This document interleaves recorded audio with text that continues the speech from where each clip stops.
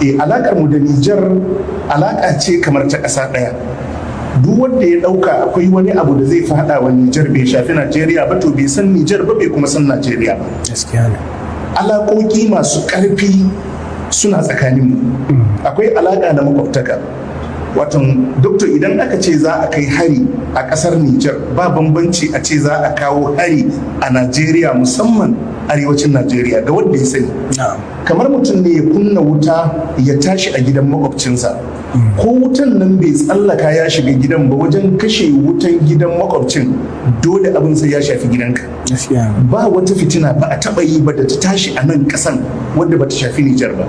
Duk kuma abin da zai shafi Niger sai ya faɗo Najeriya. Mun shiga Niger lokacin da aka yi rigingimin Boko Haram, kaga wato tsangaya ma'ana wuraren gudun hijira na mutanenmu da suka fansama zuwa can. Kai ka ɗauka abun a can ya faru tare da cewa a nan ya faru. Saboda haka duk abun da za a ce yaƙi ne a Niger, wallahi ba abin da zai kubutar da Najeriya, musamman arewacin Najeriya, daga wannan yaƙi. Abu na biyu shine alaƙa ta auratayya ta yi ƙarfi a tsakaninmu da mutanen Niger. Sun auri 'yan Najeriya sun yi aure daga Niger.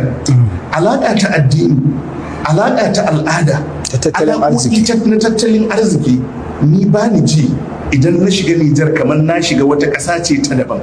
Domin irin rayuwar da muke yi a nan ita ce a can ake yin ta.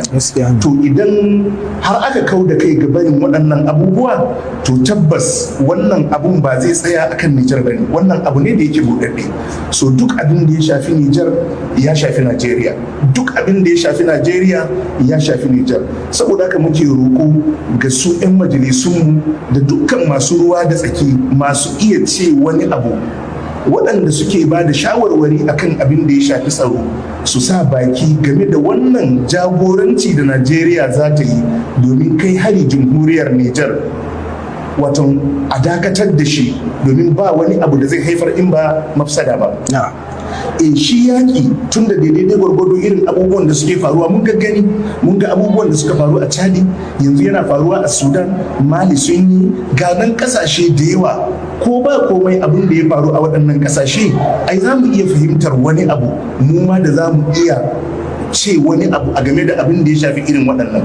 Wato idan aka ce za a kai hari Niger domin kawar da wata gwamnati a kawo wata gwamnati, wato duk wanda ya yi tunani za a yi ture kaza ebe koyi ne, wato za a je a canza gwamnatin ne kawai, in an canza a wuce a tafi, wallahi bai san fitina ba. Wani abu ne da in aka fara shi, wallahi Allah kaɗai ya san shekarun da za a ɗauka ana wannan abun. Sannan waɗannan ƙasashe namu suna kewaye da kwantattun 'yan ta'adda wadda suke jiran dama irin wannan. Doktor, daga lokacin da aka ce an kai hari Niger, wallahi kamar lasisi aka ba wa masu safarin miyagun makamai ya bazu a cikin Najeriya da Niger.